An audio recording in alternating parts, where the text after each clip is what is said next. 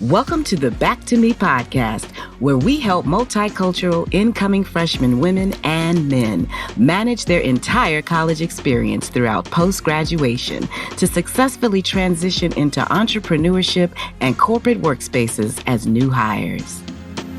Back to me.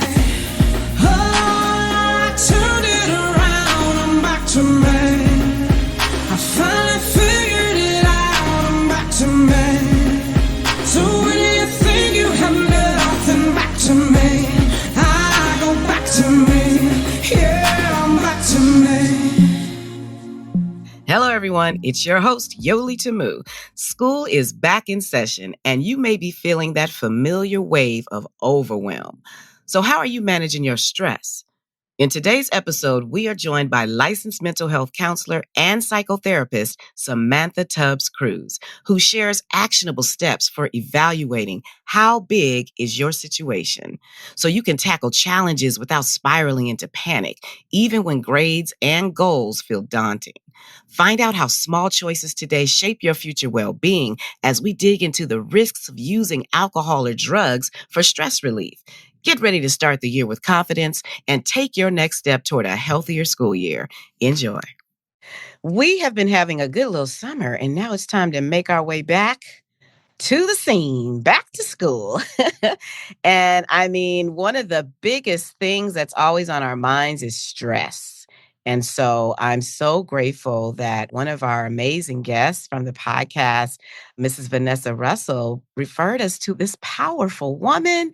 She is a licensed mental health counselor for her own company, Empowered Minds, Mrs. Samantha Tubbs-Cruz. How are you? Hello. I'm doing wonderful, and it is such a pleasure to be here sharing this time with you and the students. Yes, this is good time. I mean, you focus on stress, and we're going to get into your book and all that good stuff. So I'm just grateful to have you and that you said yes. We love it when everybody says yes, it comes to us. Absolutely. Thank you for inviting me. Absolutely. Okay, so now you are a licensed mental health counselor. Now, when you and I spoke, you talked about you volunteering. So this has become a calling of yours of sorts. So how did you get into the mental health counseling space? Well, you know what? I guess I'd have to go all the way back because I remember, growing up, and I would always hear my friends and other family members tell me at a very young age that I have the ability to soothe and encourage others. But, as a young person, you don't really understand what that means until you become an adult and you need some soothing and you need some encouragement, right? But then when I became an adult, I wanted to, after getting my bachelor's degree, I decided that I wanted to do some volunteering. I wanted to volunteer in specifically crisis and rape counseling. So that's where it all started. The door just kind of opened for me, but it inspired me to go back to higher education, go back to school and become a licensed mental health counselor, which is also known as a psychotherapist. Mm-hmm. Wow, you volunteered. So now, did you have some people in your life, some friends, some family members that experienced this type of crises? Why did you choose crisis prevention? Well, first it started out, I had an opportunity to do crisis calling. And with the crisis calling, it's in the moment, it's what's going on. And a lot of times it's really fast thinking, but also giving undivided attention and it's having compassion. And that's something, honestly, that comes natural to me. I love people. I'm a people person, but I also, enjoy helping and encouraging people. So volunteering for me, it really didn't feel like work at all because it really was volunteering. It was something that I think I fit comfortably into. It was a stressful position, of course, because when you're in a crisis, things are stressful that's going on. But at the same time, I think it was something that I got a lot out of. It helped to prepare me so much for what I'm doing now and volunteering with women who have gone through a tough time, actually, women and men. Because let's just be honest with rape and sexual abuse, it doesn't just occur to women, it occurs to men as well. So having somebody who can be compassionate and understanding, non judgmental, is something that you really do need at that time. Hmm. Got it. So you just had a passion for people. That's great. That's beautiful. So now on this podcast, we serve that incoming college freshman, and they're just dealing with the transition of getting into college and what that's all about. And then even that post grad, heading out into the workforce for the first time. It's something else. So you've written a book and it's called Kick the S Out of Stress. I love it. This is perfect timing for that. What inspired this book and that title? I love it. Thank you. Listen, this book has been a labor of love. And I had a lot going on in my life over the time that I wrote this book. So I really did encounter a lot of stress during this book. I was one with this book, and it took me a while because there were just so many things that occurred, over the life of me writing this book. And so a lot of these strategies I knew from decades of counseling and had to use these strategies over the time while I was dealing with a lot of stressors. So, what actually inspired me to write the book is my clients. My clients, when I would see them, a lot of times they would say, I wish there was something that we can have to refer back to. And even though they would get handouts and homework, because, in therapy, I do give homework. So even though they would have homework that I would give, they wanted something that they can always go back and refer to. And so I had a lot of information that I can fall back on in terms of the strategies and my own personal experiences. And that's really what birthed the book. Mhm. I like the title because Kick the S Out of Stress can just be the letter S or kick the SH out of stress. Such a play on words, and a lot of a lot of people, definitely use both of them. Okay. And That's where I was. So now, what are a couple strategies? Can you give us a couple tips that some of our students can walk away with as they enter into the college world and to the workforce? What do you got? Yeah, I like to kind of, think of keeping things simple. And with everything we do, we need to breathe, right? And so breathing strategies are always good strategies to help you to kind of calm down when you're really anxious and you need to think clearly. So breathing techniques work well. But now, one of my other go tos is calibration and emotion regulation. And that's just basically when a situation happens. And oftentimes we can overreact to situations. We can make mountains out of molehills. And this is a simple exercise where just actually ask you to think about on a scale of 0 to 10, how big is your situation? Not how big is your emotion, not how big does your anger feel, but how big is the situation? This helps you to really, really dive in and think about, is this a carpet spill or is this a house fire? Because we respond differently. If it's a carpet spill, then it might be something. If I think about it on a scale of 0 to 10, it might be a 0 to 3. That's something that I can pretty much say that's not a big deal, right? I can use my energy a little bit wiser by doing something else that deserves my energy. I can distract myself, right? However, I can also think about, is it on a scale of a 4 to 7? And a 4 to 7 is whatever happened, the situation is important, but it's not the end of the world that it happened. And it's not the end of the world if it didn't happen, right? But it's still not a house fire. This helps me to regulate. Now, what can I do with this 4 to 7? It is important, so I need to deal with it, right? And so that's when I think about, what is it that I can do to help me to manage this stressor in the moment? Do I need to call a friend? Do I need to go for a walk? Do I need to pray? What do I do in the moment to help me to calm and self regulate? And of course, if it's an 8 to 10, now that's a house fire, but keep in mind, 8 to 10 is a true live emergency.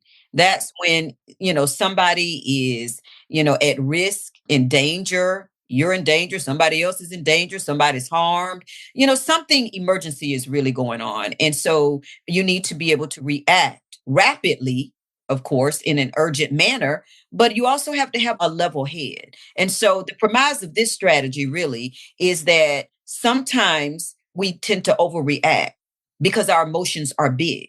So we overreact and we treat life issues as if it's a house fire, when indeed it really is a carpet spill.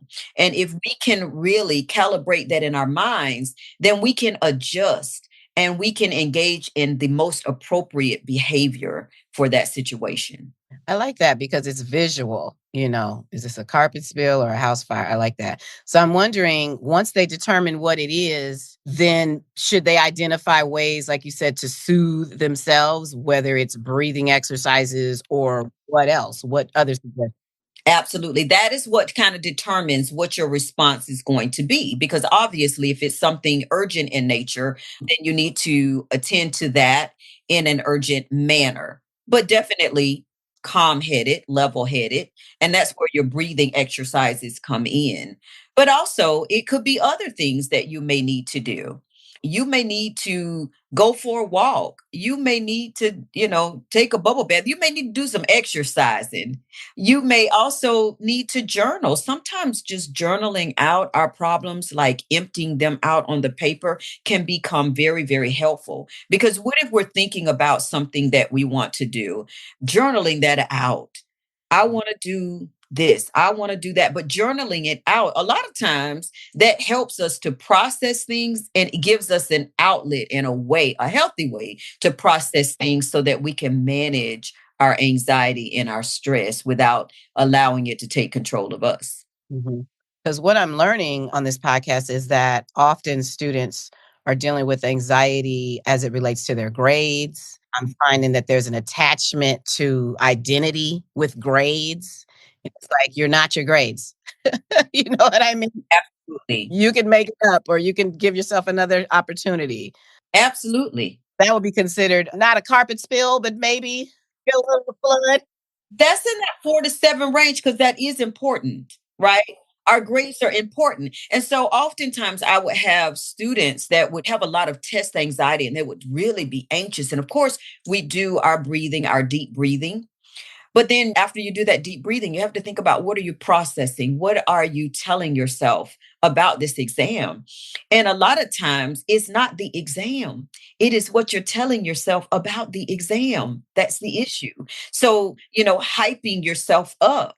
So for instance, saying, what if I don't fail? What if I won't be able to graduate? What if? And the more you do the what ifs, the more Pandora's box is open. It's almost like thoughts collect cousins and friends, and you have more of them, right? And before you know it, you're so emotionally charged over a scenario that hasn't even happened. You haven't even taken the test yet. Right. So when students would say, well, what if I pass the test? One of the strategies I have is the what if affirmative. Well, our minds are amazing, wonderful. It can do a lot of things. So if we can entertain a negative thought and a very self-defeating thought, well, can our brains also entertain a thought that is more positive, one that is more self-supporting? So if I tell myself, well, what if I'm going to fail this test? What if I don't get to graduate? And all along, my anxiety is rising. But now, what if I tell myself, what if I do pass this test? What if I get to do my walk across that stage and my family is so proud of me? And what if that happens? Because isn't that possible as well?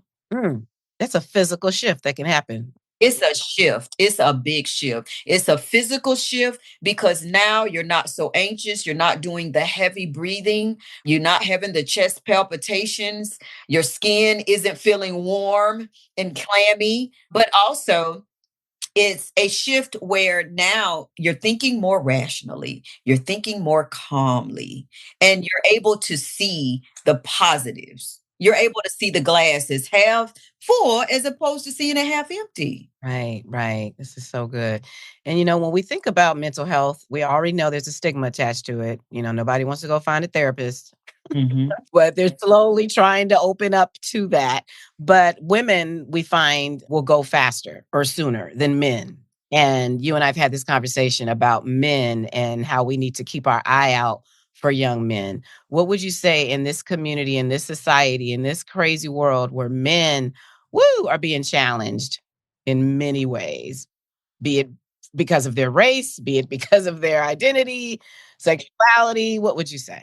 Right. No, that's an excellent question. And I would say, there's some stressors that are unavoidable, right? There are stressors that, we can gather the tools to help us to manage our stress. And yes, women welcome that so much more easily because we're socialized differently. We actually, like you said, we're doing better. We're getting better with destigmatizing mental health. But let me just be clear, we still have a long way to go. Long way. Yep. Right. It's still a stigma and it's still a barrier to people getting help and talking about emotional well being and mental fitness. But for women, when we think about it, just think there's a little boy, there's a little girl. They're doing the same thing. They're riding a bicycle. They both fall. Well, what is our response? Usually to the little boy, our responses are different than it is to the little girl. To the little girl, we run to her. We want to give her a huge hug and she's crying and we want to kiss her boo boo and we want to tell her, oh, sweetie, it's okay. You're going to be okay. We comfort her, we support her, and we help her to feel like everything's going to be okay. Now, let's flip the script. The little boy falls. How do people respond? Get up. Right? Yes. Right. Get up. What are you crying for? In some instances, we telling this little itty boy, man up. He's not a man. He's 2 or 3 or 4 years old. And so we don't give, I think, in my opinion, men the safe space to feel. We don't provide them with the same level of care and support. As women, we're socialized to, it's okay if we talk about our feelings. And for the most part, we're comfortable talking about our feelings. But men are not necessarily comfortable talking about, their feelings because they feel like they have to be strong, right? They have to be macho. And this feeling stuff is not for them. Yes. So now, as a student on campus, would you suggest that they look for a male counterpart or be open to a female? I think be open. I really feel like it's about being comfortable. And so I think for boys, for men, really thinking about, well, who do you feel most comfortable talking to? When you do talk about things, do you feel most comfortable talking to women? Do you feel most comfortable talking to men? Right. You know, Try that on for size and then go and seek out a therapist. And hey, the thing about therapy is this, it's confidential. Everything that you share is confidential.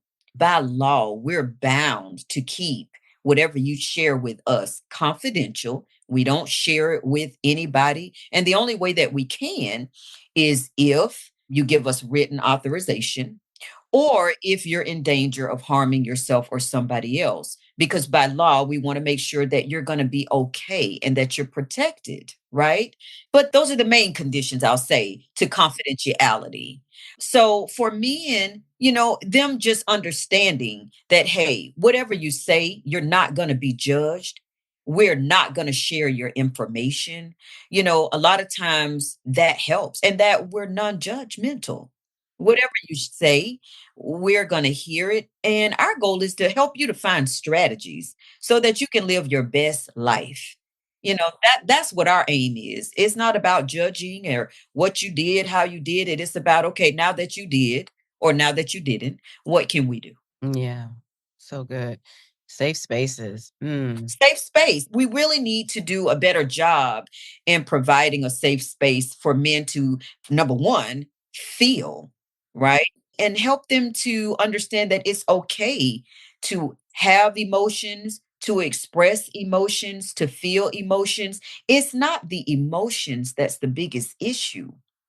It is how we display the emotion, right? That's what the issue is. How do we express that emotion? It's okay to be angry, but then how do we express that anger? That leads me to our other points when we were talking about being constructive versus destructive. So we know that students can abuse alcohol. They can abuse that weed that people love now, and the edibles that are just all at every corner. It seems like. Yeah. Yes, Okay. it's everywhere. So how can they, since it is out there and it is available, I mean, I don't know if edibles is the right choice to make when you're trying to decompress and stress. How do you feel about that? Medicine versus just some natural de-stressors? Yes. Well, being non-judgmental, I just feel like even with us growing up, there was something that we were getting into, right? And so I feel like every generation does. And so, here there is the plethora of methods in terms of how to numb, because I think a lot of times it's about numbing emotions, right? We don't like the way something feels and we want to replace the feeling. So, using alcohol to numb the feelings and using marijuana, weed, edibles, the list goes on to numb the feeling or to try to achieve a different emotion, right? And so those are some of the ways that I think a lot of young adults, try to manage their stress. And the way that I think about it is that alcohol is a natural depressant, right? I mean, you may feel good drinking it at the moment, but you know that old saying that what comes up comes back down. So at some point, it stops being your friend. And at some point, you can reach a level of depression. So you want to have healthy coping tools. When you think about marijuana and weed, and yes, it may help you to feel calm. It may help you to feel like a lot of times that you can do things more socially and feel more relaxed doing them and feel more comfortable socially because of it. But again, today you're not necessarily able to trace a lot of where it comes from. And so that's a concern, you know what I'm saying? And then the other thing is a lot of times it can be refractory anxiety that results, because you're using the marijuana. So refractory meaning, yeah, in the beginning, it may help you to feel calm, may help you to feel relaxed. But the refractory part of is the anxiety can come back and it can come back a lot worse sometimes. So again, those are just some of my concerns about when, our young adults, our students are, trying to avoid or numb their emotional pain and deal with stress. No, I'm so glad you said that. That's what it is. It's numbing out because some people are just thinking that we're saying, say no to drugs. No, we're saying, say no to numbing out. Right, right, You need to right. figure out how to breathe, as you said, journal, figure out some yoga, go find your therapist. You know what I mean? Yeah, yeah, and as you mentioned, all of those, are healthy and constructive coping tools, and when you think about destructive coping, some of the things that you and I talked about, alcohol, drugs, violence. When you think about destructive, it's just things that, you engage in that are harmful. They're harmful to yourself, and they can be harmful to other people. And then when you think about coping constructively, then that's healthy. That's positive coping. It's something that you tend to feel good about. You know what I'm saying? And it tends to improve your mood and your quality of life. Versus when you engage in negative coping, you don't tend to feel good about yourself afterwards. There's usually guilt or some negative response to it, but you don't tend to usually feel good about it. This is really good. Wow, you have hit on some major points today. This is good stuff. So I'm just thinking as a final words of encouragement, I always like to leave our listeners with something to ponder on. And so I'm thinking about our listeners that just really need to take stress management seriously. I mean, have words of encouragement for that person. Well, before I go there, I do feel like it's important to understand and know what stress is, though. Because when you know, then you're able to recognize it and get the help you need. And a lot of times we just put these stress alarms off. If our head hurts, we take an aspirin or, something, but that might be a sign that you're stressed. So, headaches, even if you're thinking about sometimes, nausea, stomach problems, being irritable, being in a bad mood, being snappy, wanting to sleep too much or not sleeping enough, eating too much or not eating enough. Those are just some of the common symptoms of stress. And so when you have those symptoms, don't wait for about five or six of them to collect. Focus on what it is that you feel, and you want to pay attention to it right away. Right. And so, what I would say for encouragement for the students who really need to take stress management seriously is to understand this. Everybody is vulnerable to stress, right? But it can be managed. That's the thing that I want people to know. It's healthy to seek out mental health professionals who are trained to help you find ways to deal with stress effectively, though. And remember, this is what I always tell my students and young adults: no feeling is final. Sometimes we get caught up in that emotion that's right there, right now. But guess what?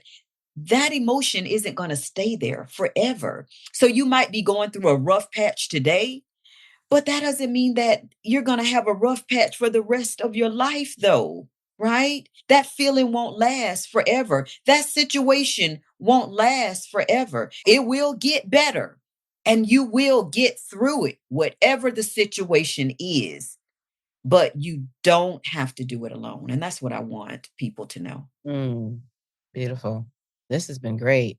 Wow, I can see why you have a passion for this. A calling of sorts, as they say. My goodness. Thank you for your time. Thank you for being with us. I want everybody listening to go ahead and grab Kick the S Out of Stress. She's got some major strategies in there. So now if they want to find you, are you on Instagram or do you have a website? Where should you send everybody? Yes, they can find me on Instagram, and that's Samantha, LMHC. They can also find me on Facebook, and that's Empowered Minds with a Z at the end. And it's all one word, Empowered Minds. But I'm also on LinkedIn as well. Okay. Well, this has been great. Thank you. I think this is a good intro to the start of a year. Yes. Yes. Everything's going to hit them in that first semester. So this is a good way to start thinking about how they're going to move forward. Absolutely. And paying attention if you begin to feel stress, if you start getting those symptoms, don't wait to collect, 4 or 5 of them. Pay attention to them and seek assistance in resolving whatever the issue is. Well, thank you so much, Miss Tubbs Crew. This was great. It's been my pleasure. I appreciate you. We'll talk real soon, okay? All righty then. You take care. Bye-bye. Thank you for joining us. So before you consider numbing out, strategize how you plan to kick the S out of your stress. For more information about other episodes, remember to subscribe to the Back to Me podcast, College and Beyond. I'm your host, Yoli Tamu. Leave a review at the end of this podcast. And if you would like to learn more about other special events, join our community on our YouTube channel, the Back to Me podcast, or simply text Back to Me at 833-206-4565. Until next time, be well. Back to me. Oh, I turned it around. I'm back to me.